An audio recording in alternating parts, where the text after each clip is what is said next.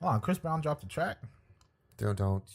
Yeah, Dennis, come on. Don't. Dennis, It's undecided. Come on, Yeah. Dennis, you're candy, dog. You're candy.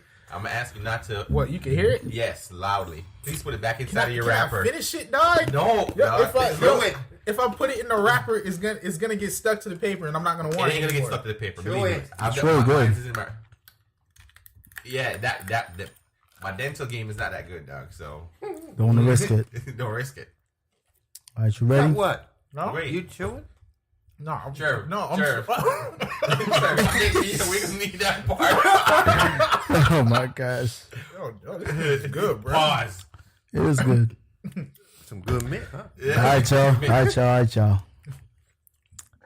Feel like a peppermint plant right now. Yeah, dog.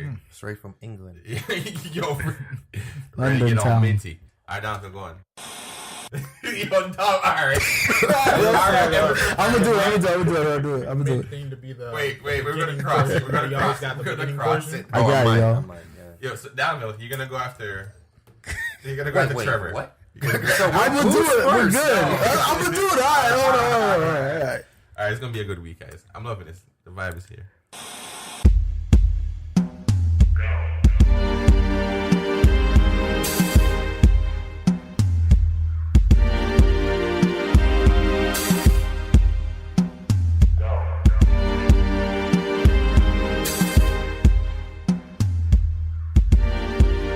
What up, y'all? It's the One Pop Podcast. We are back with episode 35. Yeah. It's your boy Donville.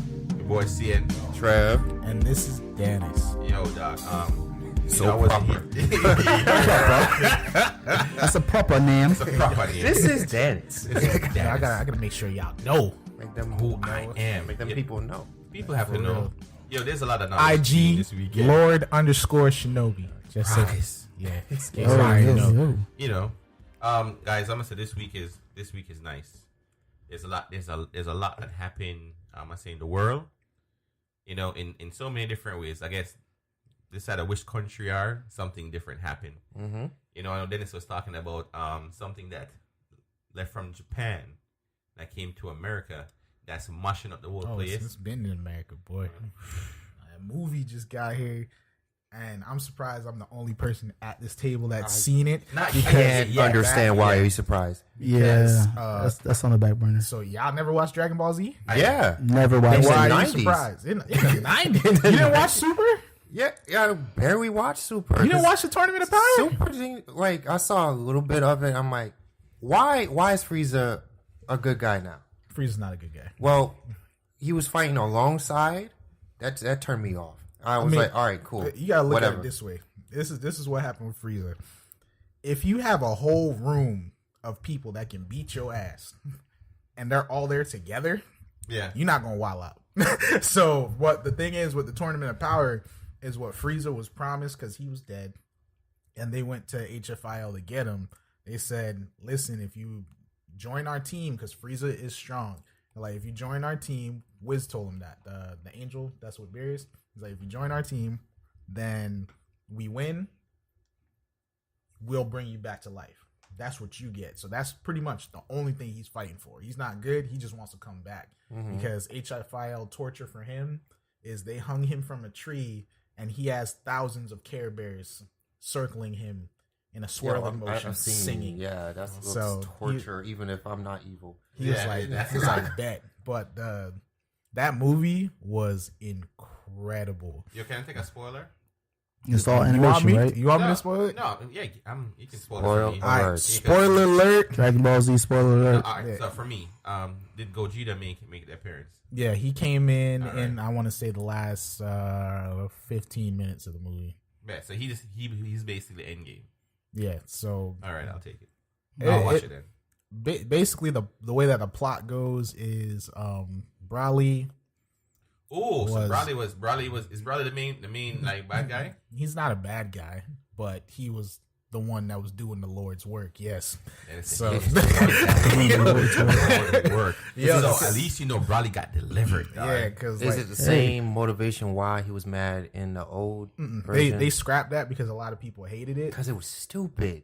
It- You're it mad didn't at make sense. Goku because he was crying next to you when you was a baby, and you remembered it, and you like, remembered him. See, but that first movie, even though that was kind of like, he dragged everybody. So like, it was like for this one, the motivation is he was a baby, and basically what happened was his power level was higher than Vegeta's when Vegeta was in the pod or whatever. Because him and Vegeta are about the same age. Yeah. And Goku's younger. Okay. So all of them were in the pod together. Well, Goku was in a pod at his house because he was considered to be a lesser Saiyan, so they didn't want him where the elites were. Yeah. Broly was in the room, at the same room as Vegeta, because his power level was so high. Okay. And when, his dad came in, he was like, yo, like, why you have this lowly person in the room with my son? And the dude was like, yo, technically he's stronger than your son. Like, he'll be a good asset to his army. He's like, what'd you say to me? That's it. He was like, yo, so my dude will pull up the iPad. He found the most barren, desolate planet he could find and sent him there. Yo, I hear you talk about desolate planet. Did you guys see the FYRE documentary? God, that was so desolate. I didn't watch it, but that's a good. Definitely heard about it. Can I finish? No, but Dennis, if you talk about desolate, it brought So leave a note that we're going to go back to that desolate word. You can continue. Thank you, rudeness. Anyways, that was like a long story short, we can't talk about Dragon Ball Z for much longer. I'm just saying. Long story short, what happened is Broly's dad was pissed. Yes. That King Vegeta did that, so he went to the planet, trained his son up, brought his son back to kill King Vegeta, but the planet was already blown up, so Vegeta's still alive. Yeah. That's all he wants. He's like, yo, so if your dad's dead, we just gonna beat on you instead. So what happened to Broly's father? He was more or less, he got recruited by Frieza. So they got recruited by Frieza, and Frieza was like, yo, I know exactly where he's at if you want to pull up. So he sent them after him. But the crazy thing about it is how strong that he was, because everybody has been hyping on Goku since that last season or whatever. And Goku was like technically the second strongest fighter in the entire series. And Broly washed him and Vegeta separately, then at the same time. So did Broly go blue hair mode? No, he went green eventually, but he was beating them while they were in Super Saiyan God while he was in base. So like it was a really good movie. The fights were incredibly long. There was not a lot of talking in there. It was straight to action, dog. Yeah, I'm like, so I recommend it because I do want to watch it again. I do recommend it. Okay, so I might check it out. No, I'm gonna check it out. I mean, I don't feel it, Rockers. I may wait till it reach one of the apps that I can stream it from. I don't know what you're talking about, but okay, it's DVD, you know.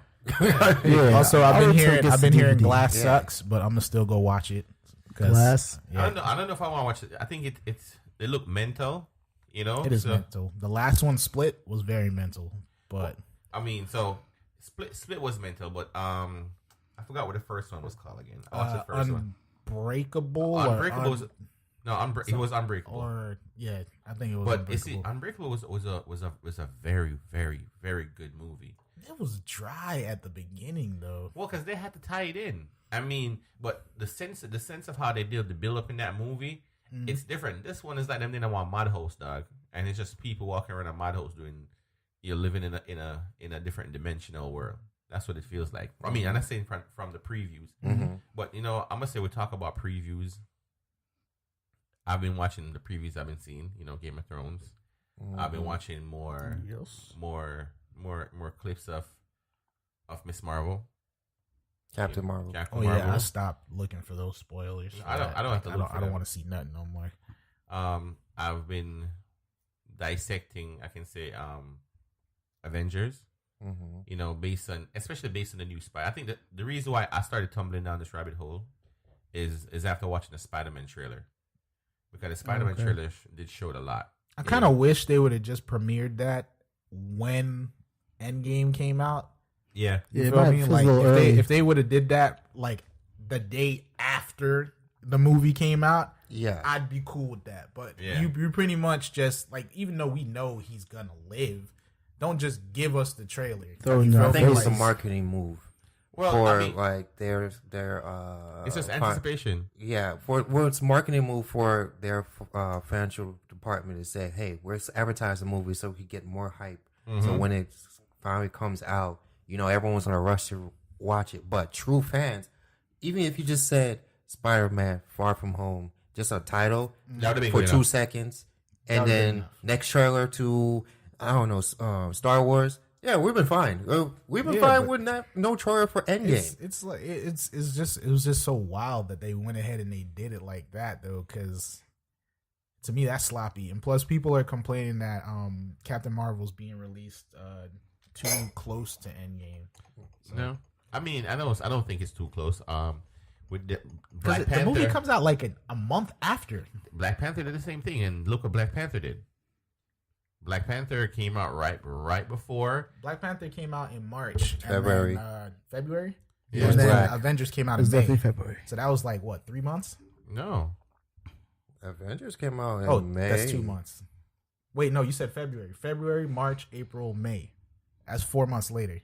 About 3 months. 3.5 months. Yeah, so that's cool. Yeah. But Endgame's coming out in April.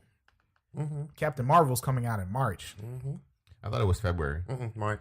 Yeah, it's about 30 days. I mean, but if you look at the build up, what they're trying to do for the rest of the year, in that standpoint, because didn't Marvel gain back their rights to X-Men?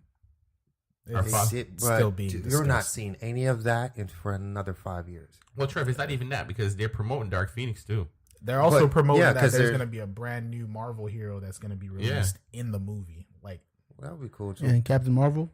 No, in Avengers. It's gonna be a fresh, brand new Marvel superhero. It's gonna premiere in the movie. But just don't expect it from that whole Fox merger. Like that stuff is not. We're not seeing anything from that for another couple years. Shoot. Yeah. Well, as you talk about couple years, Trevor, I'm bringing back this FYRE, dog. FYRE. Yeah. Because people got locked up for a couple of years. Okay, I'm like, where's the couple years coming from? How we're swinging? I'm not seeing the dots connect right now, Sam. No, I'll connect it because I got you, man. So you guys know about the FYRE Festival? I've watched only the Netflix one.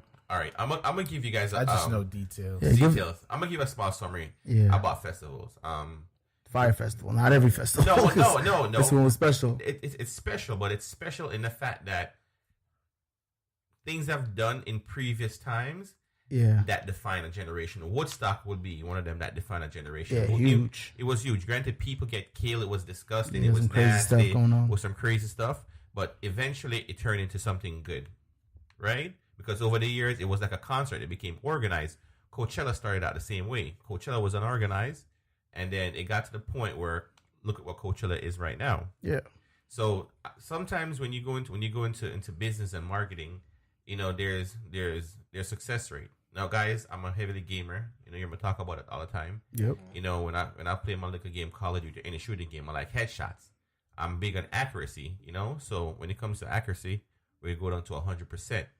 When you start businesses, most businesses don't have 100% success rate. If anybody would have known a business that has 100% success rate, I guess we all would have been in that field because 100% success means you're guaranteed to be successful. Anybody who opens up a restaurant, the restaurant has a 24% chance of being successful, which is a very low number. And I want you guys to understand there's a lot of restaurants, McDonald's, Burger King, mom and pops. You know what I mean? Joe Schmo's barbershop has a 10% success rate. Mm-hmm. You get what I'm saying? So every time you do a business, there's a success. You're looking at the success rate. Billy McFarlane was, I can say, if you watch the documentaries, I watch both of them. And not saying I want to knock it. I would suggest that people watch the documentary. For anybody who have an idea about where this generation is heading and how this generation does things. What we've come to understand, right now we do our podcast, right? And I can tell you, 2 out of our guys right now, while we're doing a podcast, is looking at their phones. Mm-hmm. We live by our devices. Mm-hmm. It's what entertains us. We're 80s babies, so we're not technically millennials. We're right before the millennials. Are we? We're millennials. We're just beginning side. We're the beginning side. We're like Y2. I think it was Was Generation X? That reminds me. I seen a post on Facebook that said why? Like somebody made a suggestion. They're like, "Yo, let me look it up. like I kind of wish when I went onto my Twitter account or something like that, it would just play like a list of my favorite songs, and like everybody would see the music taste that I like." And then somebody commented right under that. He's like, "Oh God, we finally reached the stage in life where nobody knows what MySpace was." So Dennis, I'm happy. Yeah. Dude, nobody knows what Yahoo back in the day was. Yahoo Chat, AOL Instant Messenger, bro. So I want you guys to say this. I've been in the party industry. I've hosted a couple parties. Shout out to my lingerie parties. Memories. So that's a whole other conversation. But when I used to market in my lingerie parties back in the day, I wasn't using social media the way I was supposed to. A lot of my things was doing by flyers, like I'll try to talk to people, hand out flyers, like I'm doing this event, and people will come around. Not that those things doesn't work anymore, because we've grown so attached to our devices. Most people don't really talk to people unless you talk to them through their devices. So if somebody comes in and try to give you a whole conversation about a product they're selling, you're probably not as much interested if they may send you a link or a video to your phone that you will open and watch that will give you a brief description that will probably give you a proper explanation more than how somebody else would do it. Yeah. So that's where our generation is leading. What McFarlane did, he basically utilized those ideas. He utilized social media as a market. So he wanted to create an event like Coachella, right? And get people out there, show the vibe. Like, he wanted to be the next big thing. He wanted to call it FYRE. Right? FYRE. If I say it anywhere else. Now, from the documentary, the way they utilize social media is the fact that they got Kendall Jenner, right? Huge social media.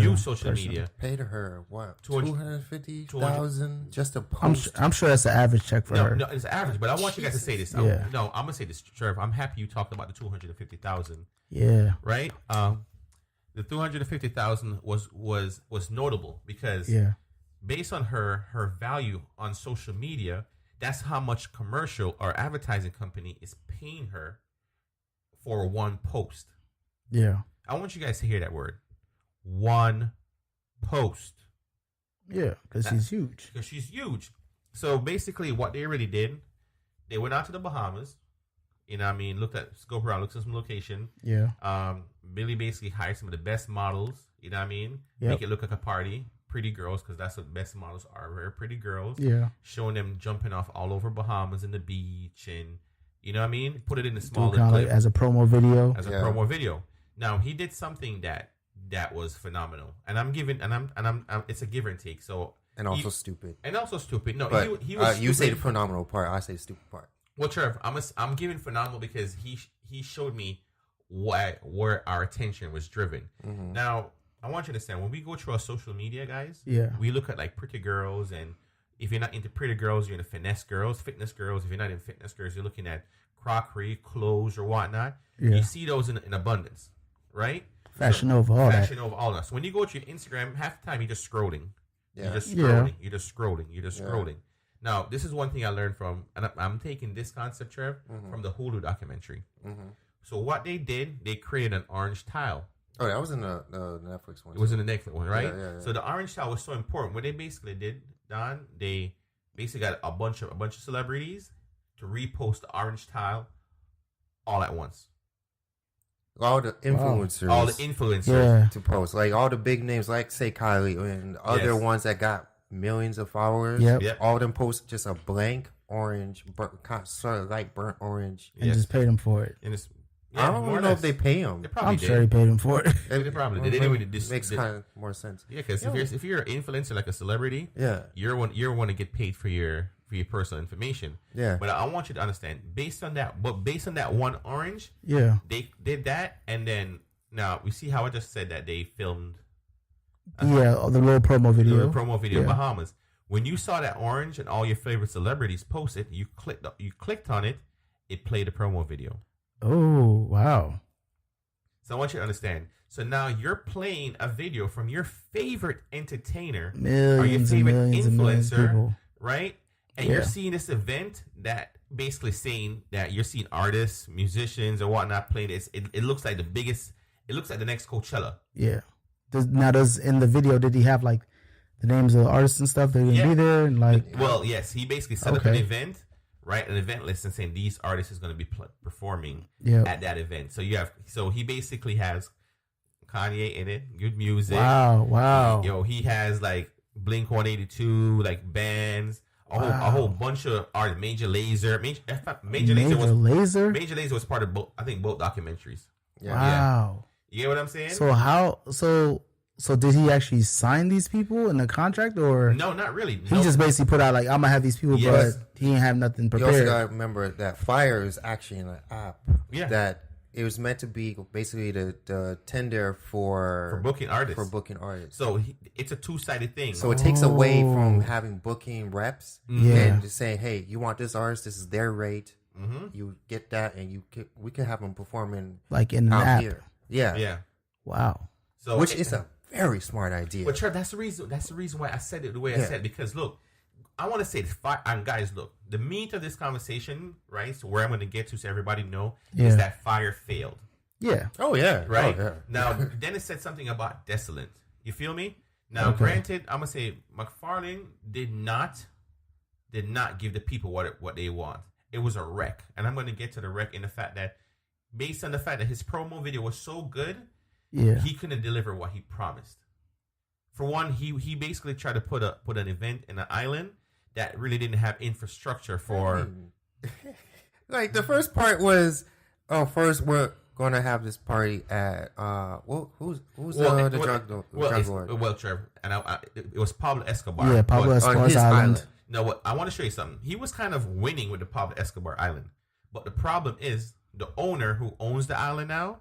Don't want the island. Nothing to do with Pablo Escobar. Nothing to do with Pablo Escobar. So he got shut down for that. So yes, he rented him the island. When he did the promo video and it said Pablo Escobar Island, the homie was like, "What are you doing? Yeah. What are you doing? Get off my island. Get off my island." So they had to find another place. They had to find another island, right? So they had to find another island, which you can't find no other private island. So they use what was the island they used? I forgot the name. Amos? Yes, Amos or something like that. Something I forgot the name. Okay. Apologies for that island. Yes, because it's Bohemian Island. Yes. But they cut off a little bit of that island compared and away from the public.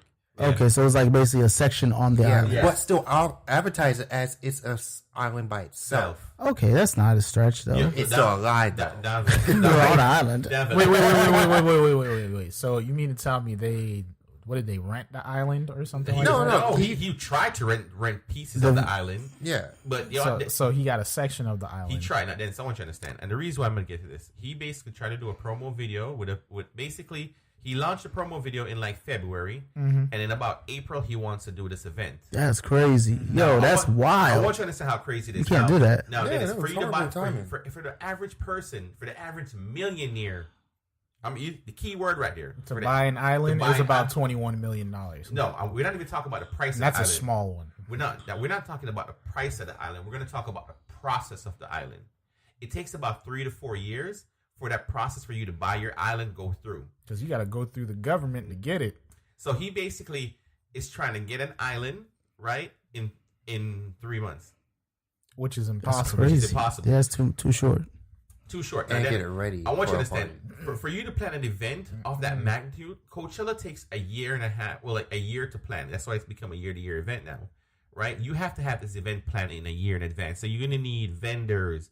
You're going to need facilities, infrastructure, and licenses, Oh yeah, and all insurance. That. Yeah, well, insurance has to be expensive. He has none of that for this event. So when he basically got to the island. Bad. When he got to the part of the island that he was basically going to have these people stay on. Yeah. Now I want to say this, guys. Watch the documentary. That's how bad it is. This is the one main problem I see already is that you signed up all these people and you got them involved. Not necessarily saying that they're going to be there, but having them involved in a promotion, and you don't have a product at all yet. None. Like that's so backwards. So I'm gonna tie Ja Rule into this one. Ja Rule, boy, you got to know these people. You do anything. Ja Rule was like the face of it. And it was like the entertainment face. But that's of the and brand. It ties into like why they are to blame, because if I'm going to involve myself in your business, yes, and there's no proof, physical proof to say, hey, this is the product that you're pushing. Yeah. This is the plan that I have to get there. Why are you involving yourself into that? Like somebody, if Ja Rule didn't see that, he should have had a business manager that saw that. It's not even. That's crazy. And the way it turned out, people basically, and I'm just summing it up, guys. Yeah. You heard me talk about infrastructure. They're not being planned. They had people show to the island for an event. Now I want to give you the price. It was like $5,000 per person. Like people were paying $25,000 for villas. Yep, I heard it was like $20,000 people were just spending on this. I'm like, Because y'all crazy. these are not like broke people. That's Yeah, going to and this that's the thing. He was marketing. He specifically targeted people that he knew had the money and wouldn't really worry about it. Well, it's not people who have the money, Donville. I want you to understand this part. Now, a lot of us people work hard, live average lives, right? When you see that you can go to an event that has your favorite celebrities, most people go to Coachella to take a picture where the Ferris wheel is in the background. Yeah, it's a huge field. That's the whole purpose. You see all them girls go there, and you can if you watch like clips of what girls are doing at Coachella. Yeah, they're all it's like 50 or 60 like people or girls just always every minute just going this and they walk away. Yeah, taking pictures. Just snapping there, right? Yeah. So people want to go to this event because they want to live that lavish life. You're showing people that you're gonna be swimming with pigs in the water, and I mean literal. There's Pig Island in Bahamas. Right, wild pigs, and they swim in the water and stuff like that. Yeah. You feel what I'm saying? He's promoting these things like you're gonna live your best vacation life. Now I'm gonna give you something funny, Trevor. I'm not sure if they showed it in the Netflix documentary. Mm-hmm. You know that island? You know Sandals Resort is on that island. Mm-hmm. So the whole when he showed the island as one island, if you look up the island like on real life, it's basically like Sandals' main resort for the island. So Sandal has a resort. And I'm thinking to myself, like, bro, use that. Why didn't you just? If you had all that money, use a building and just be like, hey. But you send them to go live in huts, huts. So it's basically all just white huts. It was an open field. Damn, did they have a stage? Plus, God said, "Hey, by the way, I'm bored. Hold on." Yo, hit it with a hurricane. Yeah, the storm. I heard about that. I want you to understand. You're paying 5 stacks to go drop a deuce in a porta potty, bro. Yeah. 5 I saw that. And then they had like FEMA tents set up. It was crazy. They were eating cheese sandwiches with a little salad on the side. Oh my gosh. He came. I'm gonna get my lawyer. You gonna get that lawyer? Get that lawyer now. He had people. He told people because he needed money because he ran out. Yeah. Right.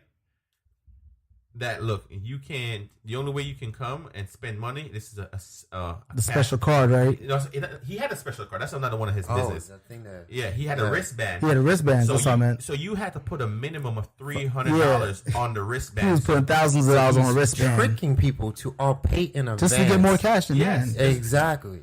But crazy, still man. wasn't enough. He even I don't know if it showed on Hulu part. Yeah. One of the marketing people. He's homosexual. Yeah. Oh yeah. My God, I heard about that. Yeah. I heard this about dude, that. He said, "Take one for the team. Take one for the team. Go get that money. Yeah. Go to whoever else who's supposed to give the license for the water to be able to go into that country and perform some acts.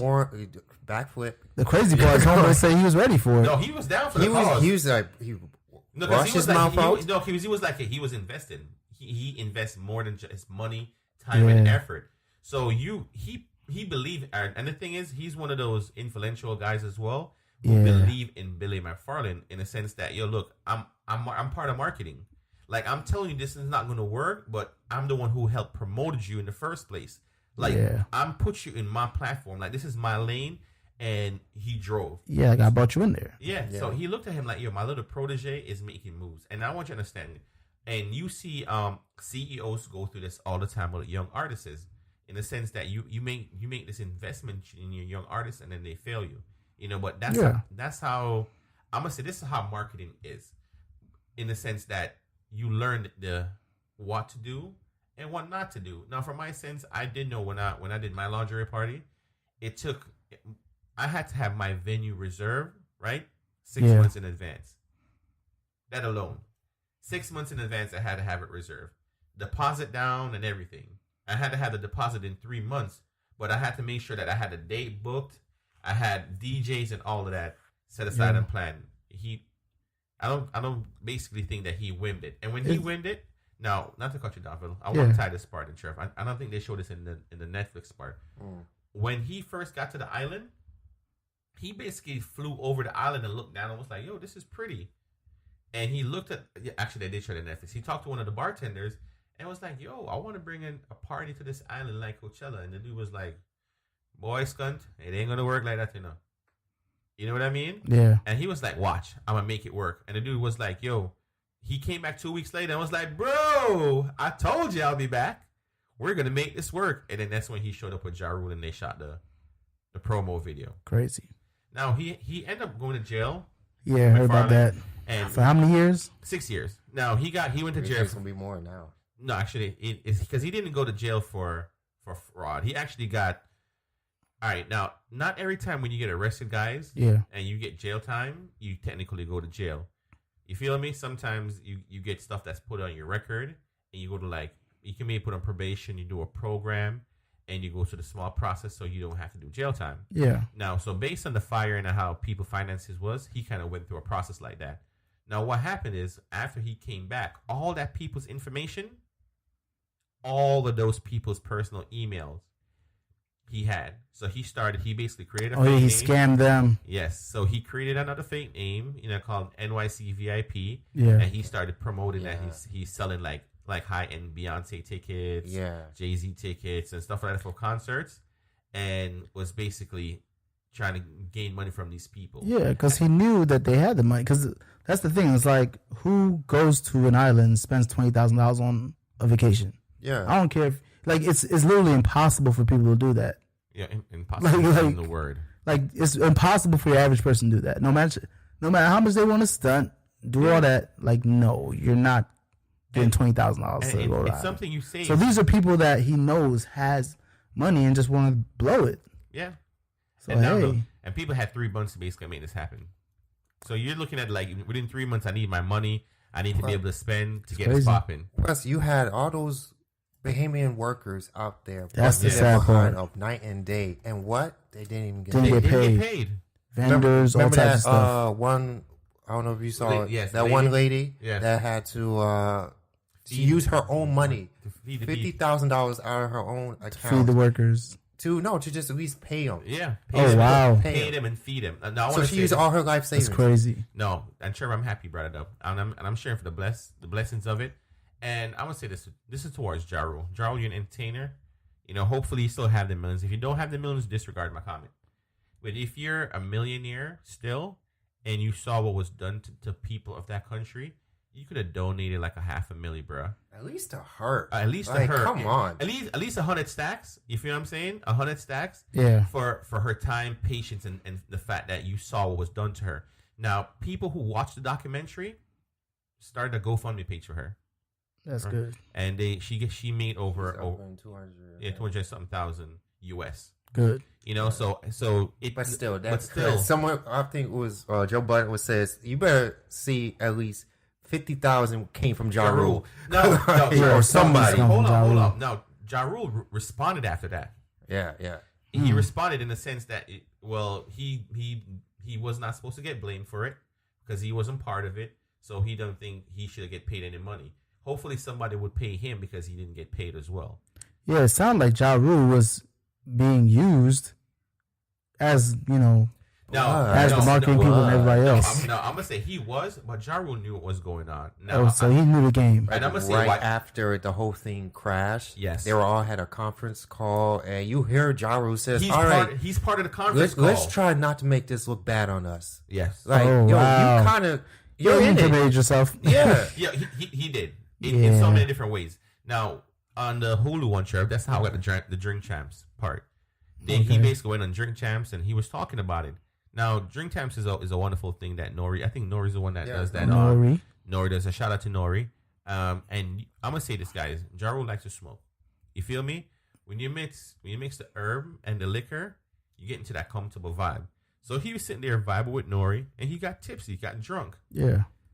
And then he blurred out, it was my vision. I'm the one who basically told him to do it. Now, I want to say this. In the documentaries, both of them, you heard him in the beginning, like, this is my vision, this is the direction, but this is my marketing guy who's going to make my vision happen. So we already know it was your vision. I guess that we just need to confirm after the fact. I mean, vision is one thing, but the plan, that's why I say it was stupid. There was no planning. There was no party planner for that whole promotional video they were trying to do. Yeah. They were just say, hey, okay, a bunch of y'all just jump in the water. A bunch of the Marshals says, I ain't jumping in the water. What are you doing? Because it looks good. Oh, my God. Even the thing with the pigs bit Chanel Limon. Get bitter, bro. So you're sending people over there to get bite by creatures or animals that you don't even know have any rabies, any infection. So you think you're over there touching the pig and he just go and snip you in your hand just start falling off. I'm just saying. Worse of it. But that was to me, that was crazy. But Donovan, I want to say, yes, he failed. He failed drastically. But the first half of the process was marketing genius in the sense that it shows what our world and our generation is leading to. Now, I want you to understand, the average person, when they get up in the morning, when you ask them what they do, they be like, oh, well, I go on my Facebook, on my Twitter, or I'll be on my IG, and I'll check all of that. It's like, where is our mind and our society drifting to? And the way we're drifting is crazy, because I watch how our country was just shut down for how many days? I want to make sure I get the days. Was it 36? 33? Oh, 30. Yeah, probably 36. 36 days, right? Yeah. For a wall. Now, I'm gonna say this, guys. I mean, we've I say steamily touched on this subject in a sense of how we feel. You know what I mean? In the political sense. Yeah. In any form or shape. But I don't think for people who actually have lives to be going without work. And I'm not going to say this. I'm a big supporter of President Obama. He did shut down the government as well. I think it was like 17 days. Yeah. Something like that for healthcare. And I'm not saying that the wall and the healthcare is different. I just feel like people's life is more important than anything else. So I'm not going to say it. I know people will disagree with my opinion about why Obama shut the wall down, but I think that was shut the government down. Sorry. But I did think that healthcare is one thing. I prefer people to be able to see a doctor and be able to get some assistance than to be outside and can't get no assistance at all. Now, with that being said, I'm not saying the wall is not important. You know, I've worked with a very dynamic group of people, and it brings me to follow and listen to different people's opinion on the internet. Okay. You know, and that's me, because I try to be as open minded as possible. I feel like you can't understand a situation unless you look at it from two people's point of view. You get different sides. You feel what I'm saying?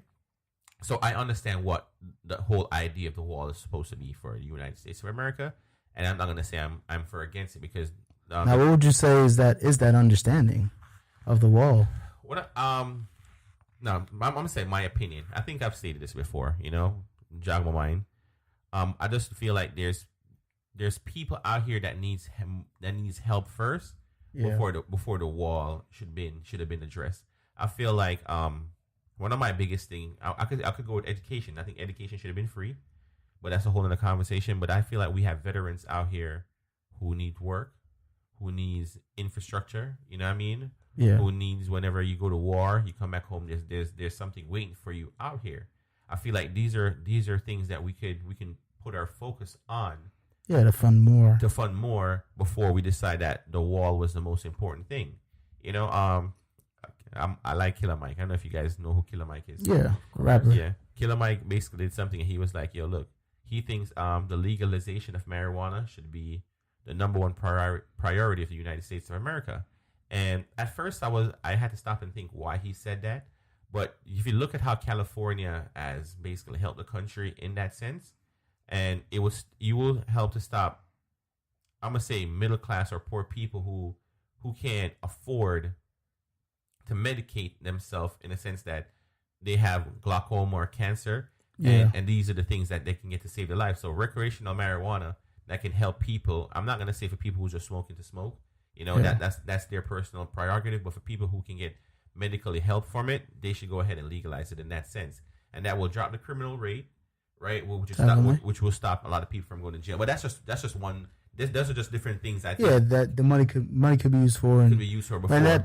that's just government in general. That's just government in general. But They spend money in the wrong places. But Donville, I want to talk about the people who went back to work without getting money, and the people who while the shutdown went down couldn't support their family. Well, this is the thing. They had to go to work. The only thing they could do is call out sick. Yeah. But even when they had to go to work, they just didn't get paid for it. So you had TSA agents basically working for free. Yeah. Not getting, they missed 2 paychecks. You know what I mean? And it's getting to the point where bills are due. Yeah, a lot of them live paycheck to paycheck. Yep. Yeah. And I know from what I came to understand, a lot of people started GoFundMe pages. You know what I mean? Had to start doing Lyft or Uber. You know, that was a big thing. Job, yeah. Had a lot of organizations coming out, giving them free food, things like that. Yeah. To kind of help out, you know? No, and I want to say this. I understand as a country we have to grow together, but I feel like I'm gonna say it, and I'm gonna say this vaguely. If there's gonna be a government shutdown where certain things doesn't happen, please make sure the people who's gonna have to come in and go to work is still taken care of. Like, yes, if the president is not gonna be signing no more executive order or that office is gonna be closed down, I'm not saying that these things don't have to happen. Sometimes you have to be able to take a stand. But I think for future reference, for people's life to be disrupted like this, a process needs to be put in place. But that's the thing. Like, we're gonna have to pay more in taxes then, because the American people are gonna have to, like, it's not like the government just has money. Like, the government gets their money from us. Yeah. So that means we're gonna have to pay more to be like, okay, these people need to be covered if there's a government shutdown type thing. So it's not really the government that has to do something. It's going to be us that have to. Well, I mean, it is going to do something because we're going to have to create legislative, but it still has to get voted on by the government. But I'm just saying, Donville, based on the experience of what has happened, right now we're paying for the wall, so that's going to come out of our pocket. If that's like 1.6 bill, something like that. Yeah, that's already been approved. That's been approved. But I'm just saying, if we're paying for things, matter of fact, we pay for the people. Pay for prisoners being in jail. Yeah. Right? If we're going to be doing that, we can pay for emergency situation. We can prepare for relief. You feel me? If they find legislative to put things in place, and I'm not saying if you probably take a penny from every person in person's paycheck, if that was taxes, and accumulate for over a period of time, because it's not like we're going to have a government shutdown for every year. I will hope it doesn't happen every year. But if it's a situation that's going to happen over every 10 years. But I mean, it happens. Like, you got to realize that it's not just something we can't say like, oh, there's going to be no government shutdown. The government shutdown occurs because they can't agree on a budget. So they can't. It's like in accounting, like closing the books for the year. Like, you can't continue on unless the books are closed for that year, 2018. Yeah. So part of this closing of the year, they have to determine a budget. So if they can't do that, then it's like we're at a standstill. Yeah. So what would they put in place that would help people in case this situation happened? What I've seen with other organizations within the government, that are not affected by this, is that the budgets are already predetermined. Mm-hmm. So, like, instead of saying, all right, your budget is going to start January 2019, they've already paid off, like, what is it? Like the Social Security stuff.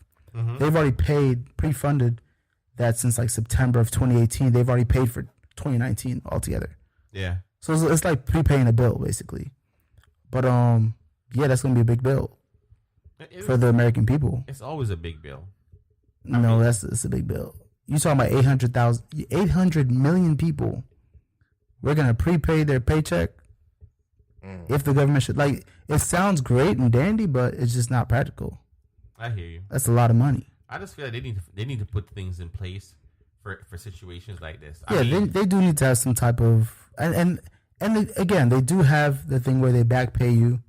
That's a bill that they signed for that. So these people are going to get back pay. It's a horrible situation. I mean...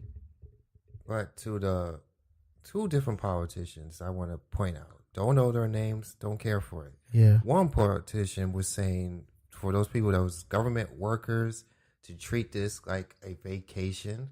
Kick rocks, please. To the other politician that says he don't understand why people not just take loans. You should go easy. Go take a loan out and you'll be all right during this time of need. Please kick another rock, because why would you want someone to create a bigger debt on their lives for something you're doing? And they don't know, and mind you, they don't know when the government's going to open back up. Yeah. So you want to take a $10,000 out loan, then they had to pay the interest back on that. So they're going to be in more debt than they were before. And they don't know when the money's they're going to have the money for that.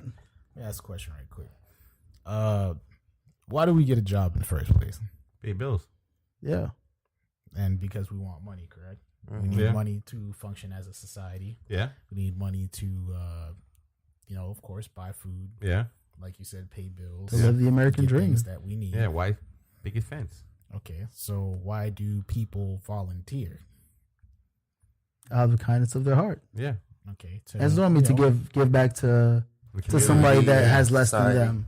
Okay. So basically what they're saying is to treat what we do to get money to survive as volunteer work. Yeah. While the baby of the White House figures out what he wants to do with a wall that nobody wants. No, but still wants you to he wants his wall. But his people still wants you to go to work. Honestly, it's not just him. It's his people. Because there's even some people that was for this government shutdown that are government employees. Yeah. I don't understand them at all. When it came to them, they were being unaffected by it. Now, They were mind you, still getting paid. That's our main That's why issue. they didn't care. People that's making votes for other people's lives are not affected by this. Yeah. Didn't they now stop that's paying something the I think Senate? should happen where They stopped paying the Senate. Didn't They stopped paying the Senate? I didn't But hear they about got that. enough money. Dennis, we talk about the Senate. If he shuts that thing down for a year, some of these people's pensions gonna be needed to get dipped in, and that's when they're gonna start to get upset. You ain't making $100,000 a year. Oh no, I know that for a fact. You feel what I'm saying? So when you talk about people in the Senate who's making about $150,000, $200,000 a year, about minimum, right? A government shutdown is definitely a vacation for them. They basically get to sit at home and watch TV and laugh at everybody like, yeah, but I'm gonna dress up today. So for them, go golfing. Yes. But the reason why I keep saying it like this, and I keep going to like the TSA officers, the little security guards, the little lady who's working in the cleaning up the toilets. Yeah, those people who are affected, those people, something need to be put in place for that. That's the point that I was trying to get to. I'm not saying that it has to be a thing that's money oriented, but something needs to put in place that says that these people can't get affected by this. Each year, most of these higher heads, they get a paycheck cut to them, regardless of what happens. So you see their $100,000 that's going to hit their account, they're still good. You feel me? Yeah. What they need to be saying is, and I'm gonna say it vaguely like this: like if there's going to be a shutdown, some of those people ain't going to get their checks. Their checks should be trickling down to the people who can't survive. Here's the thing, though. Like, you already saw with the whole what was it? Was it the Clemson Tigers that went to the White House? Yeah, that whole thing. All right, so you're freaking like White House cafeteria workers. They weren't even there to feed them because you ain't paying them. You got your Secret Service, whose main job is to protect your life, working for free. And it's not like they can't go to work. They still have to. They have to. You feel me? Like, even though they have their families and everything like that, and then you're telling all these other people that they have to go to work while you figure all of this stuff out. That's not how it works, bruh. It's not even while we figure all stuff out. It's really until the Democrats say, I can have a wall. So, like, it's like you're sitting here and you cause a situation and you're putting the blame on somebody else because they're not giving you what you want. Yeah. You feel me? Like, but you're destroying these people's lives at the same time. Like, even if you tell them, oh, go ahead and take out a loan, that loan has to be paid back. Exactly. So if you shut everybody the doesn't have the government credit down, to go take out a loan. That's the thing too, and mess up their credit even more. Exactly. You shut the government down for like a year, because he said he'd shut it down for a year if he needs to. Yeah, he said months, weeks, years. They take out a loan for like $2,000 so they could live for another month. A month. Yeah. Or something like that. What happens when that month is over? and that And loan you're- needs to be paid back. And you're still not getting paid. Yeah, that's chip damage. So you got yourself a $2,000 bill. At this point, you probably already maxed out all your credit cards to make sure your family got to eat. Done. You still making payments on your car? They probably came and took it. Yeah. All that other type of stuff, and everything just starts falling backwards. Yeah, because So, then like- you're talking about multiple loans. I want you to understand. Most government workers get an average paycheck of about like $400, right? When you take out a loan for like $2,000, you're just gonna hurt yourself. $2,000 gets ran through pretty quick, and I can say in my average life. You see what I'm saying? I know So that you're feeling. taking out multiple loans that comes with interests. People don't loan money just to give you money. Everything is a gift to get. So I'm gonna give you $20. You're gonna give me back 21. You feel what I'm saying? For my time and effort. You feel what I'm saying? So all this is doing is hurting people more. The more loan you take out, the more it hurts your credit. You feel me? And that's something I think would work if we go ahead and say, hey, if you're a government employee, and that's the thing, like, but let me just go along and finish this statement. If you're a government employee within the time period of shutdown, or beyond the time period shutdown, your credit can't be touched. Yeah. Anything that happens doesn't affect your credit. Right. I think something like that would help. But here's the thing that I just thought about is, like, it's beyond the government workers that are affected, though. You're talking about the government contractors, the people, the vendors, and people that do business for government employees. They're affected too, because if those government employees aren't getting paid, they're not spending any money. Yeah. You're talking about like hotels, restaurants in Washington D.C. They're getting hit hard with this stuff. Yeah, because their day-to-day life depends on people coming in and out of these facilities trying to go on with their day-to-day life. Exactly. So it affects more than you really know, and it trickles down. Because I'm gonna say this: for people who do their tax returns and stuff like that, you may have something in place where I'm just gonna throw it out light there, because a lot of people do something. I get my tax return in about March, so you remember I'm gonna pay you that 2 stacks in March. Then you're thinking of you're hoping that March comes around and whatever money that someone was borrowed from you or you're hoping to get doesn't come, and it puts into another hole as well. Yeah. So it's to me it's a very big inconvenience more than anything else. But I'm gonna say this: I'm happy that there was some agreement that was being able to be made. Because that was temporary. It's something. I guess that's why we have government. Sometimes people have to butt heads to get the right thing to work. Yeah, We made that. But don't punish the people that are The people who shouldn't be held hostage for that. But then that's the reason why I'm saying that something has to. There's got to be a system in place. And I'm gonna tell you this: do you know one of the reasons why they don't want to pay the people? And this is me jumping off the hinges. Unscrewing all the screws. The way I figure is if you ain't paying that many people, that money's gonna stack up. Well, it is going to stack up, Dennis. What I want you to understand, it plays on your emotions. That's one of the things that the shutdown will do for you, based on whatever political party you decide you believe in. Then your people's going to start saying that we're not getting paid, so it's hurting us. Then it pushes one person to do something they really don't want to do. So I understand the concept of the shutdown. It's like, do you really want to hurt people to get your agenda? It's strong arming. It is strong arming, but it is effective when it needs to be effective. But my personal opinion, and I'm gonna say it again, because I strongly believe, I feel like if this shutdown was about giving free education, making college free, it would be worth it too. It would have been worth it, because I do feel like education is a key. If this shutdown was so nobody would have to buy groceries for the rest of their lives, those would have been the things that I would have said that it's worth it. But not saying the wall is not worth it. You feel me? And this is my opinion, and I'm going to say it strong. This is my opinion. Your Mexicans are digging tunnels. We're building a wall. Yeah. So I don't see what's going to stop them from digging underneath the wall.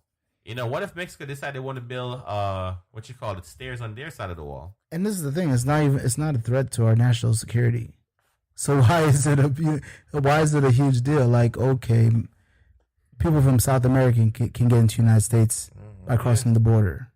Oh no. People from Canada can get to the United States by crossing the border. what's the difference? You know what I'm saying? Cuba used to get here very easily. Very Yeah. easy. I mean, it don't take too long to swim through the water 90 miles and get It's from like Key West if to they Cuba. said they were going to invest in more technology, more staff to guard the borders, things like that. He wants. That would make sense. Yo, A wall. I'm saying increase teachers' paycheck. That's what we need to be doing. The problem is that the wall is part of his agenda. If he doesn't get that completed, it's going to look bad on him. He might not get 4 more. He promised people that he was going to build a wall and Mexico was going to pay for it. That promise is slowly turned into the FYRE event. Yeah. Yo, Real talk. Yeah. Real talk. Mexico It's like- already told him on everything. We ain't paying for that. So So it's like he's canceling the thing that if It's like he said, "Hey guys, I'm at this party on the island. Yeah. I'm gonna make it happen. I will make it happen. It's gonna happen one way or the other. And it's gonna be free." Yeah. And then you show up and it's like, "Nah, we want $10,000, man." Yeah, we need that money, Like, bro. come on, you you know, ain't it's- doing this. I mean, so while we're talking, crazy. while we're in a small political talk, because I don't like too much on politics. Yes, that big news, right, Tien? Yeah, well, there's big news in two different sides. All right. I mean, finally, we know some of the people who's running from the Democratical Yeah, side. unfortunately, Michelle Obama's not one of them. A Unfortunately, little sad about that. Fortunately for me, because I'm like, I don't want her in that life. That's true. Even though she would have been nice, but yo, she's qualified. It's just something about that. I just like keep the poison away from her. Well, she's please. already been in it, kind of. Yeah, Well, but from one perspective, but I mean, based on we do have a female representative. Couple females. That's gonna be running. Yeah. All right, so can you But guys, one in particular, though. one in particular, and I do hear notice that Bernie Sanders is planning on. He's a maybe. He's not guaranteed, but he's a maybe. From what He hasn't announced yet. he hasn't announced No. who showed me that Bernie. Dennis, was that you showed me that Bernie Sanders said he yeah, announced? I didn't read it though. I just Okay. Yeah, I know that the news outlets is saying that it's possible for him to do, but that hasn't officially announced. And I'm not gonna say it's based on how it affected him the last time. I'm not sure if he really want. Go down Yeah, that I route. mean, he has a great vision. I think it's so if someone else pushed the same vision that he had, yeah. they'll be more successful. Well, so I want to make sure you give me the young female coming Yo, out. Kamala. I keep want to say Kamala, but it's Kamala Harris. And so she has put in her bid for the presidential Yes, she has. candidacy for 2020. Yes. It happened on Martin Luther King Day. Yes. Very And, strong there, and she's a very, very strong, opinionated woman, and I think that's something. Yeah, she's a senator over in California. Yeah, she is. Her dad's Jamaican. Yes. So Like we have that. some, Oh. yes. Yeah. Oh. Yes. So I didn't know So this. out of everything that he said, that's what caught your attention. Yes. Yeah. The last name. Have you not known like- me? It's like, oh yeah, she's a woman, senator, like that. Strong opinion. Yeah. Volunteers in the community. I Yeah, know a yeah, few of yeah, those. yeah, yeah, Yeah. She's Jamaican. What? Her dad's Jamaican. I don't say. All right. Last name Brown. Yeah. You know, Oh. so big up to the Browns. Yo, hold on. You know some Brown? Yes. Okay, I think I okay. got some relatives. Anyway, All right. And her mom is from East India. oh, good. East India. So I'm still on my other side. so yeah, she's like a Yell or something second else. generation. Yeah. No, but Immigrant? I want to say this. I'm big on Googling and YouTubing people. Nobody's perfect. Yeah. If it Trevor's like I'm Googling right now. No, trust. Because, speaking of strong black women. Go on, Trev. All right, this is the headliner for the story. Mm-hmm. Babysitter tied crying 1-month-old baby to ceiling fan for 26 hours. What? Yo. 26 hours. Even continue. Orlando, Florida, of course. Shout out to No. 407. Trev, we was on good news. What are you doing, man? No. Listen. We got to. We're getting to a nice place, and then all of a sudden, balance. I had Balance. just read something where man. some chick crazy. locked her baby in the attic while she went to go party for like 27 hours, and the baby died up there. And like, what are y'all doing? Bro? No. Hey, You know these people on drugs, right? yeah. They're on Drugs? They're on drugs. For Some of real. them aren't even on drugs. Well, they need to be on But no, drugs. trust me. That's Let me crazy. tell you Nah, but they the need an story. excuse. For Let me tell you real. the story though. So Nora Jackson, 28, was contacted and hired on Craigslist to take care of a 1-month-old baby after the parents had planned to take a day off. Hold on. first of all, Yeah, you gotta go look here's for that. your babysitter on freaking Craigslist, which I didn't even think existed anymore. You got an issue there. That means you ain't got no friends. No, also that means people don't love you to begin with. where your grandparents So- at? Stay down, my Different day when states, you people- know that happens. Yeah, But but still, also stay you down should with not my be people. able to kill with nobody. But just 1 random like month that. year old, like You had the me baby at just got Craig- here. you Yeah, I had would just me suck at it up and Craigslist, stay at home. So parents of the 1 month year old child contact the Orlando Police Department when they arrive at their residence to find their baby has been tied and suspended from the ceiling fan. Is the They baby alive? found the baby on the So the baby was babysitter alive? claims the child was suspended only for a few minutes, but video surveillance footage showed the 1 month baby was suspended over 26 hours. Deputy Sheriff Neil Jackson told Yeah, that God. caused brain damage too, bro. You just spinning? Was the the fan fan on? on? Yeah, it was on, it was spinning. So Dog. here, listen, keep it listening. Yo. So we entered the house and our baby was spinning in circles, suspended with some rope to the ceiling fan. Well, she got rope too. She had a plan. So she had put the fan to the maximum. What? There was vomit everywhere. The mother told reporters. Trev, why in you tears. telling us these stories? I'm man? sorry. This is Hold on, something I feel like is the I feel like baby hurting is the somebody baby right now, alive? yo. Like, Although I'm the a- child is currently under medical watch, doctors Oh my believe the gosh. baby will not suffer from any permanent damage. Yo, Listen, first of all, how does that babysitter walk out of that house? Hold on, you gotta give, That's what I you wanna gotta know. give praise. No, you You remember gotta we give just praise to said- God because Yeah. that baby did not. Remember, die. we just yeah, said like that what that. drugs that That's- she was that's on. right. Yo, She was Yeah. on crystal meth, alcohol, and crack cocaine my before she gosh. decided to Dog. spend this 1 month. How did she make it out the house though? I'm gonna tell you right now. I had seen this movie the other day where this dude that killed this one cop's family ended up going to jail, and it was some Korean movie, and they dump all of their criminals that are like life sentences on an island, and they just forget about them. So instead of him getting a death penalty, they dumped him on that island. This dude killed the cop's wife and daughter in front of him. Gunshot to the head. He did whatever it is that he had to do to get sent to that island so he could kill that dude himself. Now, keep in mind, like, granted, like, I got all of y'all, so one day, whenever I choose to have a seed, I don't have to worry about doing that. But let me tell you, I would probably end up going to jail. Like, I would definitely go to jail if that was my kid. He gonna rock that jumpsuit like Fashion Nova, bro. Yo, That lady just- wouldn't make it out the house normal. Yo, I'll tell you that just much, take yo. care of my I mean, seed, I try bro, not to because I'm think getting about it like locked that up. because- Like that's crazy, dog. Yeah, she's gonna be facing 15 years in jail. 15? Well, She need That's more it? than that. Hold She on, need more hold than on, that, hold on. yo. Did you guys watch the first Taken? Yeah. Yeah. Do you remember the scene when them go to Europe and them catch in France and them catch De the la guy? carte noire. Yeah. Yeah, and him, and him bring him downstairs in the basement. Make sure him sit him down in the chair nicely, and after him strap him into the chair, he stuck two metal rods. Through his knees, and then he tied the electrical wire to the switch because British people power don't actually burn out. Yeah. Because of old school infrastructure based on the war. I'm gonna say low key that could have happened to her, and I would have just left the light switch on. Just so she just fried there. And it would be low voltage, so she wouldn't die. She just sit there and be fried. Sit there cooking for about 20, 24, 27 hours before her bone starts melting. That's how, because do people? I don't care about her crystal meth. You feel what I'm saying? When I finish with her, it looked like rubies. It wouldn't be crystals no more. I'll change all colors. Crazy. Jeez. Anyway. It just brings I'm gonna say that this. I'm gonna keep it real because right now, my daughter has her friend sleepover.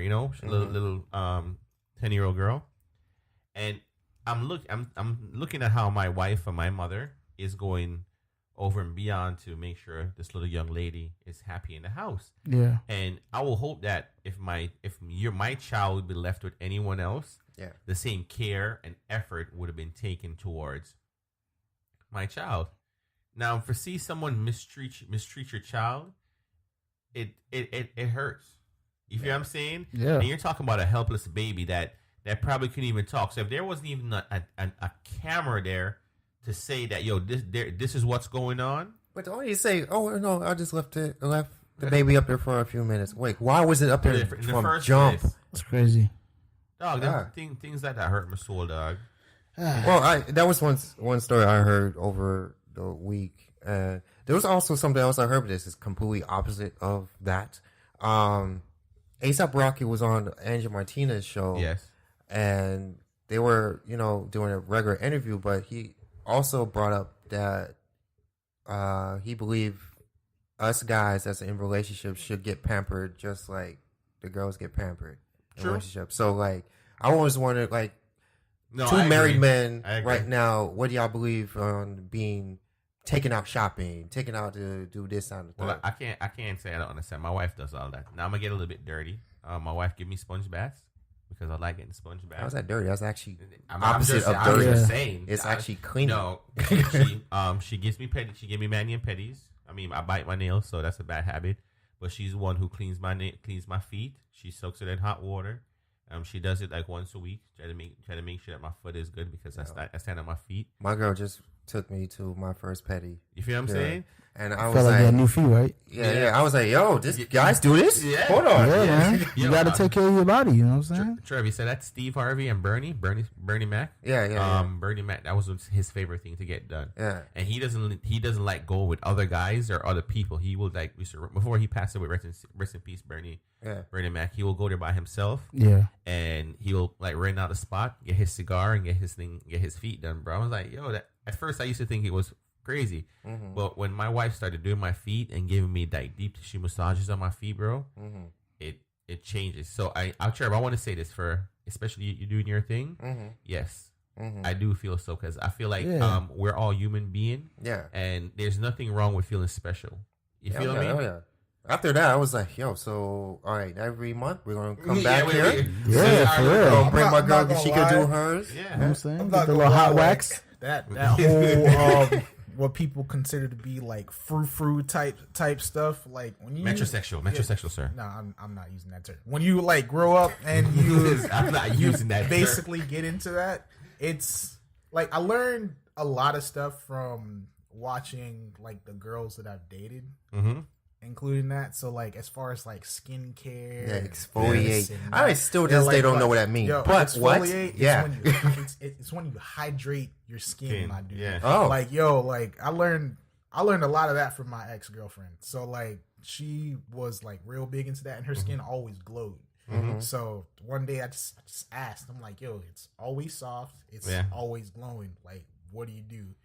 She drinks a lot of water.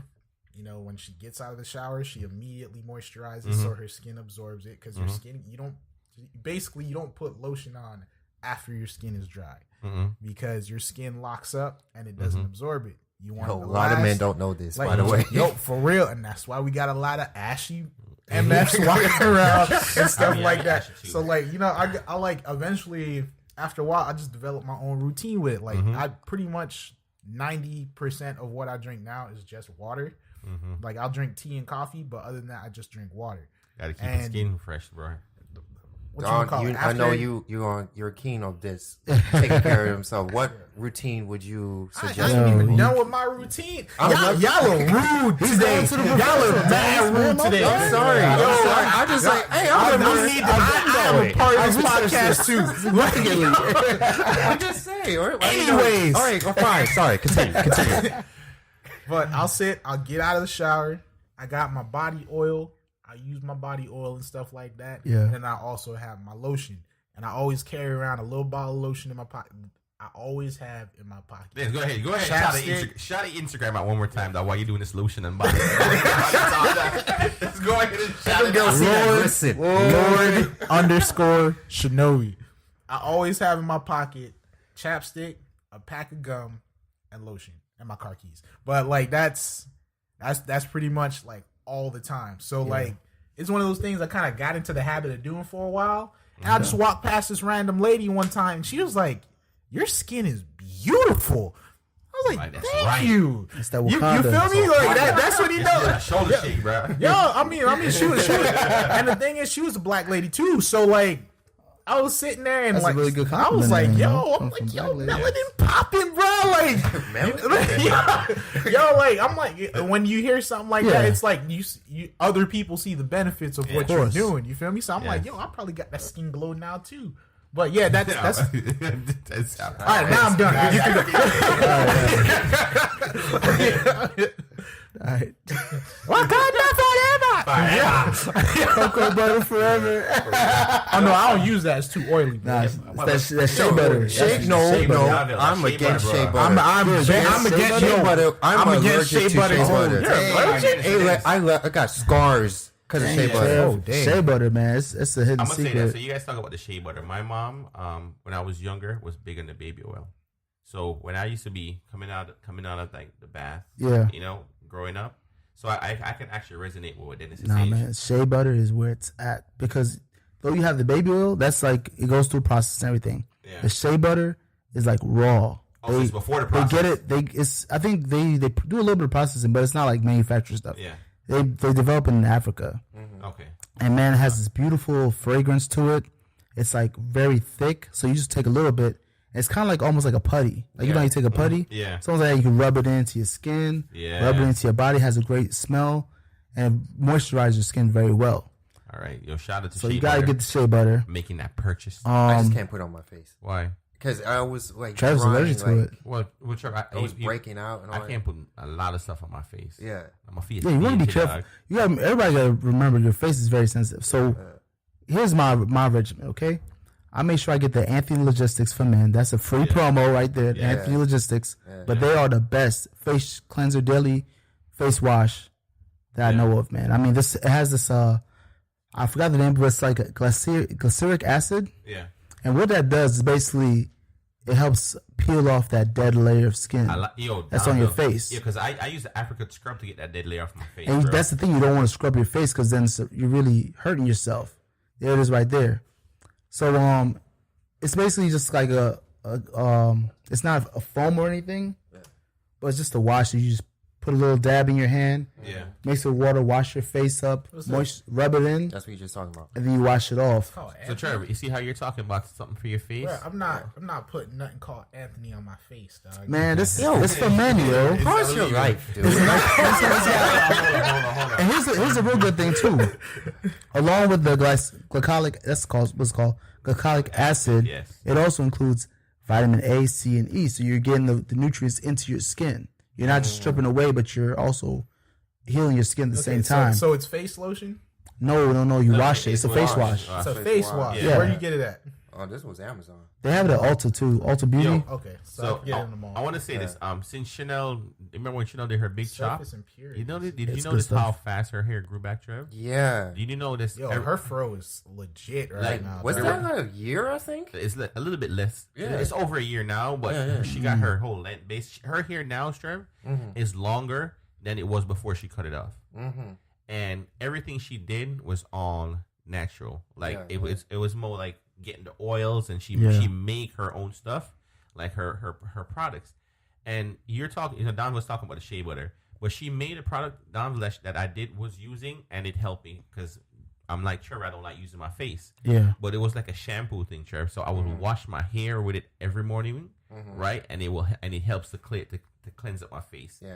And then I'm gonna say since I ran out, because she hasn't made me a new one yet, like bumps, like blackheads will start popping up. When I was at that thing, I ain't got no blackheads. Wow. And I could touch my face, Donville, and my face would be extra soft and smooth. I'm like, Nice. dog. So I said it to her yesterday. I'm like, baby, you gonna make me a new one? She was like, oh, you didn't tell me that it run out, because I need to get back to that because Yeah, man. Also, like, my problem is I need to stay up on my shaving. Like, I need to, like, every other day do shave. Not wait till you see it. Wait till you feel because you it. shave down to the skin. Yeah. So it's like, if I don't, I get itchy. You get and my skin is Your like, ear I bumps, Trev. I get them ingrown Ingrown hairs hairs, and yeah. all that. Yeah. But it's a good thing that we're talking about men, not healthcare, but male body care. body Yeah, care. take care of your body. You know. We remember we're supposed to be talking about the whole barbershop Oh etiquette. yeah, we did say that last week. We Oh wanna talk about that. yeah, yo, we got time. Oh, yeah, we got time. Yeah, we got time to talk about that. See, 'cause- like there's one thing that I've noticed from like watching like a couple of my friends that are like married and stuff like that. Yeah. It's their wives don't completely understand the complete dedication, admiration, and love that a man has for his barber. Like as weird as that sounds, all the dudes are gonna understand. Like let me tell you how we do. Like the same way that it is with, you know, the females and their hairstylists, they got their specific people for the specific things that they want to do.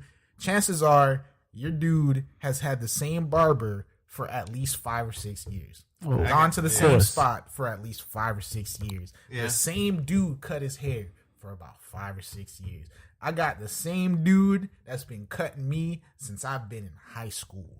You feel me? Since I started growing my facial hair. Yeah. Like, he's seen me through my transformations. I'm at the point right now where all I got to do is walk in there, and he knows I'm going to his chair. Yeah. You feel me? Like, he knows I'm going to his chair. He knows exactly what I want. I don't even look at the mirror anymore.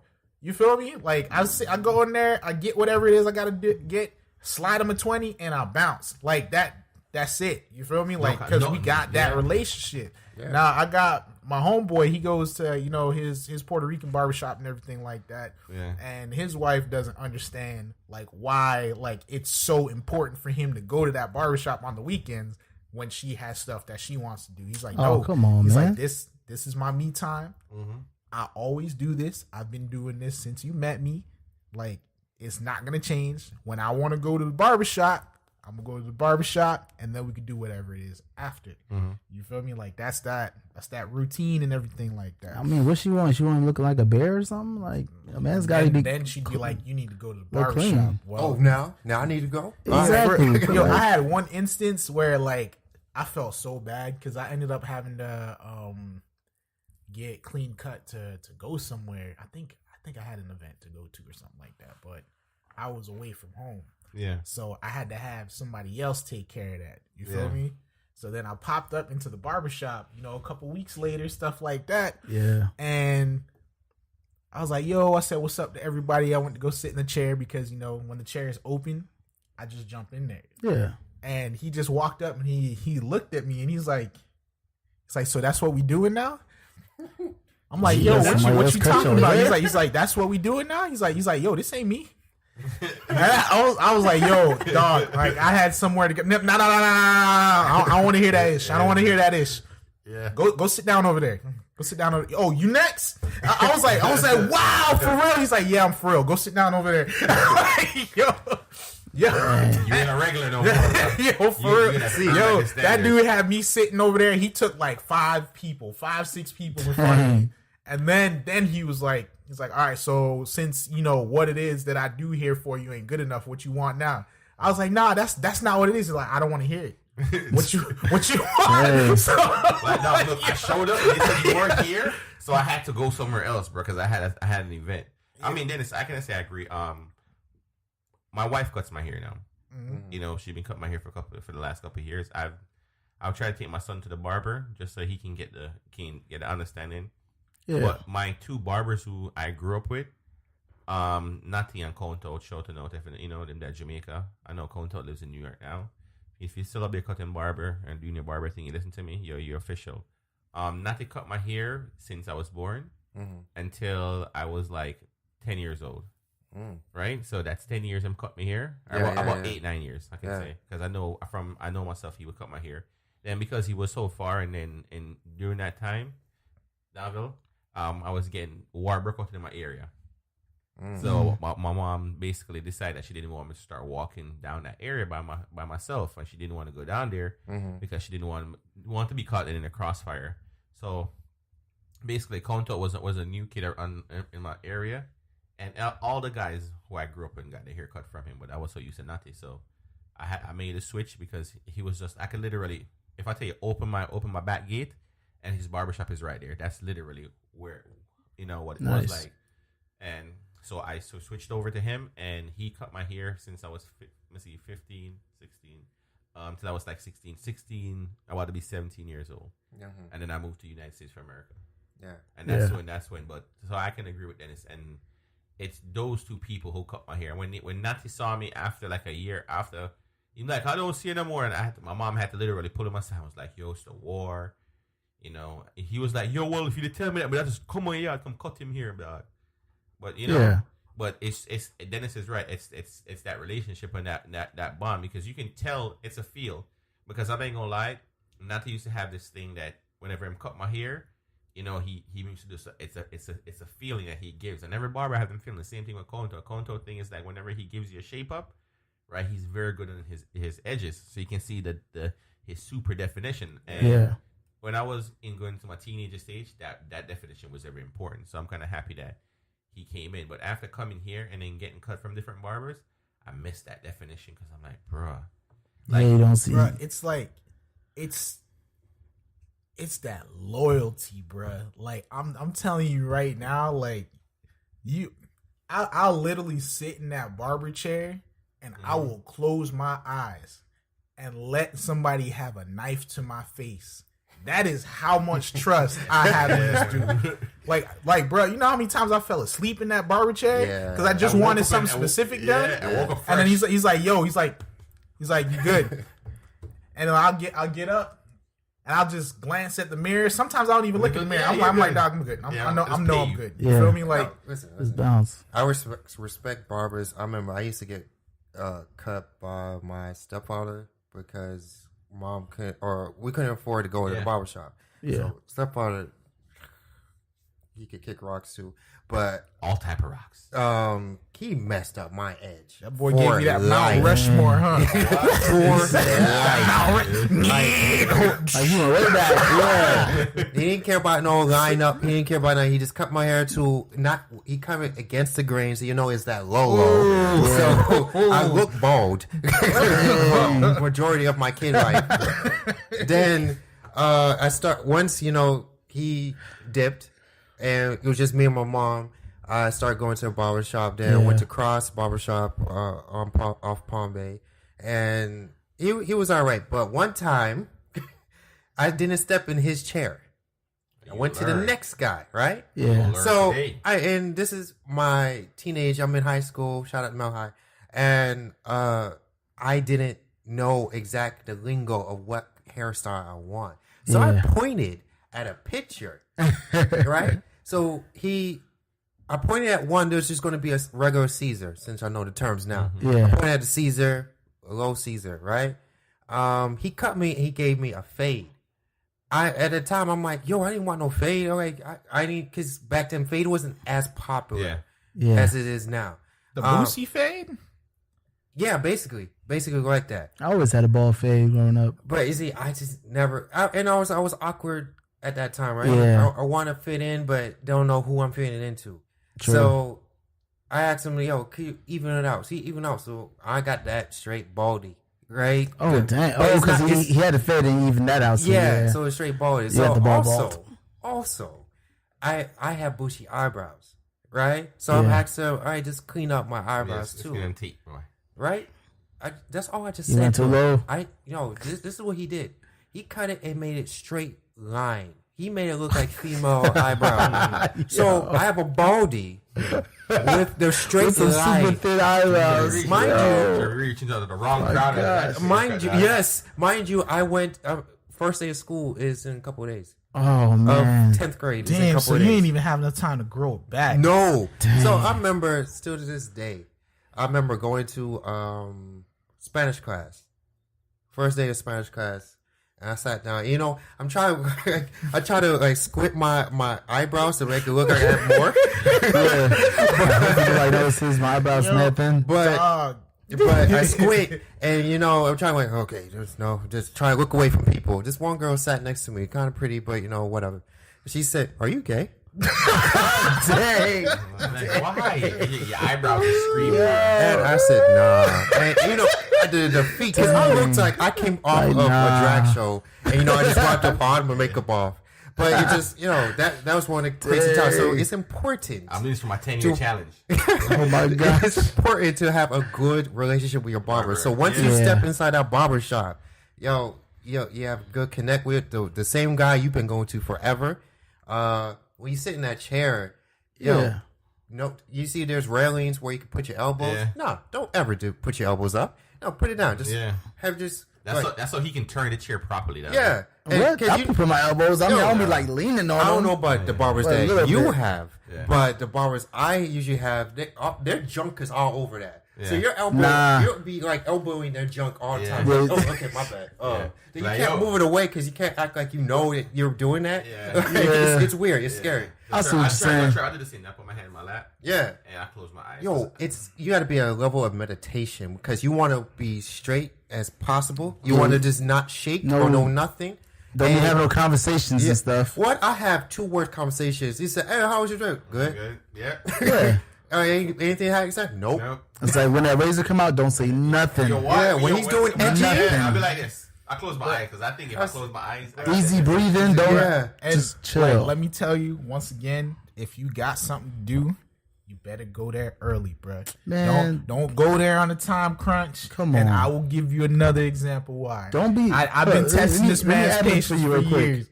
Don't go into the barbershop on a Saturday morning talking about, yo, can I get some real quick? The worst day. Like, it's packed. Yeah, Come on. Go ahead, Dennis. that VIP costs $30, bro. So, Yeah, that VIP cost, man. but like I sat there, I had one day like I was going out with boys, something like that, and I jumped up in there. My dude wasn't in there. The new guy was in there. Oh, never go and to stuff new guy. like that. So like I was sitting there, I was Come like, on. I can't be going out looking Never rough. go like, to new I'm about to guy. Go slide like. I always you feel know, bad it's for the like new guys. females because the there. new guy I was was- trying to prove himself too. Yeah, but so I I was was like, like, bad. But the probability your joint be messed up is Yeah. very high so with the like new guy. this is exactly what happened. So I'm sitting here, and you know that look of hope that the guy has on his face. So I'm sitting here, I look over at the main barber, and he's busy, and pretty much everybody's in there is always there to see him. So I'm like, Yeah. all right, he's busy. So now I look over at the new guy, he's looking back at me, and he's like, yo, you need a cut? And I look at my dude's chair, and he's not here, and I'm like, yeah, I need a cut. So like, so he's like, all right, bet. So he's sitting here, he's getting excited, man. he's dusting off the chair and Oh, everything gosh, like this is that. first cut. I sit in the chair, and homeboy gets the whatever that thing, the cape, puts it around my neck, clips it. He's like, all right, what you want? At that very instant, homeboy comes walking in through the door, and he has his dinner or his lunch in his hand. Man. And he stops at the door, and he's looking at me, and I'm looking at him, and I turn and I look at that dude, and I look back at him, and he's looking at me. So then he walks up to his chair, he's still staring at me. So I'm like, yo, I gotta get up. I gotta. He's like, what you mean?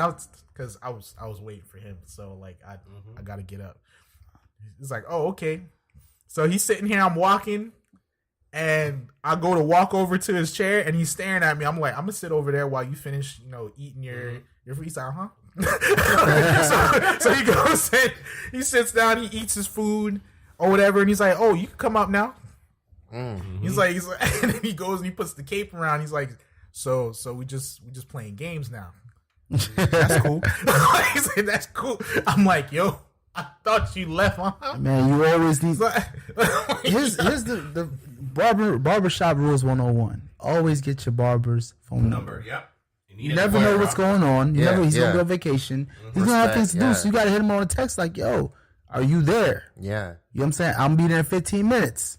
I'm coming. Right, be prepared. right. You know what I'm saying? Give me how many people ahead of me? 3, 5. I gotta know. And I also like some new barbers, like my barber now, that barbershop use app called Booksy, Oh, you where told you me about can that. make appointments in advance. That's dope. Even though I had to do it 2 weeks in advance, even But because still. my barber's that popular. So it's still It's easier. let them know, and they will contact you and say, "Hey, I'm out of town. I'm at lunch. Yeah. Now, all right. So here's the big thing. I just thought about this because I was like, "Yo, y'all don't put y'all elbows on the chair." I remembered I had a female barber for quite a time. And I respect female barbers too. Female barbers. Yeah. Mind you, I was single at the time. But dude, when them thick thighs be rubbing all on your boy, come on, you be feeling good. You know what I'm saying? Hey, what you When want? it's a sister, You. you be feeling good. When she moisturizing your hair, Yes. when she's touching, you know what I'm saying, touching you up, like yo, They had know one- because they one want female the man to barber. look good. yo, It's like, you all right? You sweating a little bit, huh? I feel like I'm in the spa right now. Hold on, I'm gonna tell you. When I first moved to moved to America, right? Yeah. There's a barbershop called Blades, and I had to go there to get my tape, because they told me I had to cut my hair. I used to have long hair, so I just got my hair cut when I moved to America, and I had to get ready for school. Walked in there, and then this beautiful. I didn't know she was a barber. I thought she was in there to like braid hair or whatnot. Yeah. So I'm sitting in there. She go, "Oh, you getting your hair cut?" I'm like, "Yeah, I'm waiting for a barber." She's like, "Come on, I'm gonna cut your hair." I was like, "You're the barber?" I'm like, And what? I'm gonna tell you, it was the most uncomfortable because she was pretty, and whenever she went to like do my tape, she stepped over, and she had these tight pants on, so she kind of stepped over. So one leg is over here. What can I say? And so she's basically my feet is in between her legs, and she's giving the tape, and she's going around. So she went and she gonna squat where her everything kind of touched my foot. Yeah. And I was like, yo, so she finished. I was like, I'm gonna keep it real. You're nice. I can't have you cut my hair anymore. And this is uncomfortable, bro. She's cut my hair. There's other people in there, right? Yeah. And I'm subliminally looking at her like, yo, I may want to just like yoke you up right now, and then we're gonna go to the back room because we were good when she did the step over, and she's Hispanic, so she had some nice thighs. But when she sat down, like she kind of squat a little bit, and her front kind of touched my leg, and I felt the softness of it. Bro, all I would have heard is suavemente. So I was like, yo, and I'm gonna tell you, that it was uncomfortable because I went from like I'm gonna keep it real. I went from like stop paying attention to my haircut, you know what I mean? And I'm like, yo, I don't know if I'm getting hard or or whatnot. So I'm sitting trying to maintain my composure. But I mean, it was cool because I grew my hair out right after that. Yeah. I decided not to get any haircut, and she became the person who braided my hair. So she kind of braided my hair for my whole high school experience. And then when I graduated high school for my mom's graduation gift, I cut my hair off. Oh, okay. And I had short hair ever since. Oh yeah, that's when you had the rules, right? Yeah. Yeah, I really think I'm gonna grow dreads out. Like I am gonna do it. Probably when I start having kids, because I want all gray dreads. Gray dread. Just gray. Trevor. Yeah. Trevor, dread out. So Trevor, you said that. Or lockout. I want to get my locks, but I want to still get tape. Oh no, I'm still doing that. Yeah. I like the pretty boy locks thing. Sorry, they're not just make Ross look nasty. Yeah. Yeah. But It gotta be neat. I want that Moses beard, dog. You want that I Moses? want that Moses beard, and then when it starts You mean to a freeway beard? The Philly beard. yeah, and then when it starts to salt and pepper, like once you get up to that point. Yeah. So I'm there now. Yeah, salt and pepper everywhere. Yeah. I'm still jet black, bro. I think I'm gonna do it though, Trevor. Yeah. I'm gonna grow my hair out a little bit more this time. I'm gonna keep getting tape, Yeah. and I'm gonna have Chanel I go to somebody to get it boxed up and get Yeah, it yeah, small yeah, twist yeah. so it looks neat, and then just keep it going from there. Yeah. Because I think I may color my tips too. Depends on how I feel. Yeah. But that's a whole nother Yeah, conversation. yeah. So have we hit on all things? Sit properly, Slightly. meditate, be still. I mean, if we forget anything, we And you gotta know your numbers Barbershop too. That conversation. too. If you want a 2 on the top, Yeah. a 1 on the top. yes. Yeah, But it's weird though because I didn't really get that vocabulary until I moved down here, like up north. No, I It was like brush. Instead we would say like brush height, or No, well, it was like different. Like I didn't know Different blowout means terminologies. the fade in the back. Yeah, I think it's I know. maybe a South thing. Well, Yeah. the guy used to tell me, it used to have this. It used to be like, this is the lowest one, and the one That's above one. the lowest. Yeah, Yeah, I'll show you the guards. So no, for him, Trev, for my barber first, it was a zero. It's like it's That's a like the half. ball fade, It's basically. like a ball fade. Yeah. And then That's he the had fade. the one. And he's like, this is the one above the bottom one. So Yeah. So we used to call it one because it was a clear, and then it was one black, two black because it was all black. Okay. So he used to have the picture on it. Yeah. So I used to be like, yo, one black, and then come to find out the one black was one. Yeah, that's the guide. Yeah, but that definitely Yes, worked. you gotta know the vocabulary. You know what I'm saying? And it ain't nothing. Just talk to your barber. The barber will let you know. Yeah. He knows his And thing. tip your barber. Always. Got a Always. tip. Always. Is there Yo. a minimum though? Is Yeah, there a make sure you have minimum? cash for the I barber don't know shop. about. Oh, well, at least mine. I could do credit card. Yeah, but you never know sometimes. Yeah, so you always yeah, gotta make true. sure you have something. Whenever I get the barber, regardless if he cuts me or my son, I give a minimum of $3. Like, I mean, it's not the best, but I always make sure that's, he'd be like, I give him that, and I go, it's boom. Because now I'm getting, if I do if Noah does get a haircut, and the reason why I let the barber cut Noah's hair, my wife does my Caesar. Yeah. You know, but she hasn't gotten to the part where she can do fades yet, and I like the way fades look at him. Yeah. So I try to make sure I take him to the barber for the fade. But for me, I stay home for the Caesar because my wife can give good tape. She has nice. Yeah, I don't know if you heard the last episode, but I started cutting my son's hair. Yeah, and it's a good experience. I'm gonna keep doing it. I mean, I gave him a little fade, a little high top joint. Yeah, you see what I'm saying? It's a good bonding experience too. Yeah, I mean, you're saying that now. She's gonna be like, "Yo, you need to cut Noah's hair." Nah.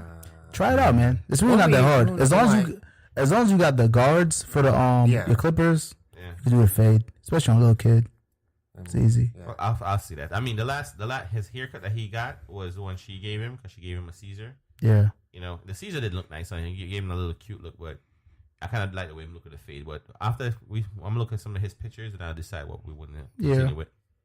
Yeah, but like back to the tipping thing for me, like usually I don't ever give him anything less than like 5. You see? Like, 5 is a good tip. Yeah, 5 is a good tip. And plus, it depends on what I'm getting too. Like if I'm getting like my full head shave with a beard trim, I usually tip him $10 because like he doesn't charge me that much anyway. So I'll toss him like $25. Yeah, and I'm good. You feel me? Like that's the most that I ever pay. If I'm just getting one thing, I usually walk out paying like somewhere around like $18, something like that. I'm cool because usually it's just my beard. You feel me? Yeah. And I make sure he's good. So when I come in, not only does he know exactly what I want and he takes care of it real quick. Yeah. But it's always clean. So like for me, like as far as giving him that much as a tip, I don't care because like I know how it's gonna come out. Like I know the work. I've been getting it forever. Yeah. You feel me? So that's just it. Like he don't like. It's to the point now where he don't even count the money. No, because you know you're good. Exactly. He knows I always take care of him. You feel me? So yeah. You know, that's why he's so hard on me if I misbehave. Based on what you said and what we've talked about a lot this episode, you know, if there's one thing I think we should do and take away from people is that we all like to be taken care of.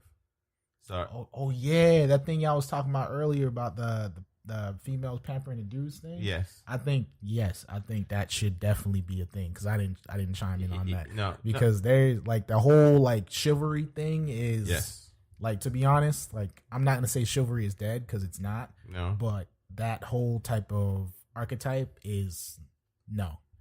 There's no way like you're gonna go to work and I'm gonna go to work. And I can flex on you, and you ain't never gonna flex on me. I'm not saying that it's something that has to be done. Yes, because some people ain't got it like that. That's right. But at least show your partner that you care about them. And even if it's just a pack of socks or something like that, at least you got them something. You feel me? Like, and I'm happy you say that, Dennis, because my thing with my wife, I like to take her to Victoria's Secret. So whenever I get any form of bonuses, that's what I technically spend my bonuses on. But the reason why I want it for the positive note because it came so many different ways in, even when we talked about the beginning from even the FYRE, government shutdown, people who's going through different areas of life based on the systems or positions they're put in.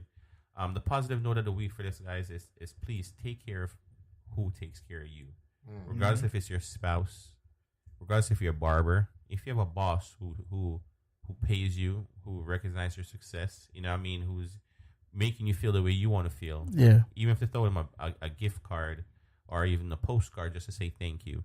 So I want to say that I want to leave that to resonate on our souls and our mind for this week. Because if you take care of the people who take care of you, all it's going to do is keep that process of you being taken care of. One Pot Podcast. All right, so for the ratchet thought, go on, Donville. I'm let it go. Hold on. In all my 34 episodes, hold on. Let's get this one. Let's get the talk. In the words of Amanda Seals, great diva she is, let me know or let me know. Let me On know. my podcast. Oh.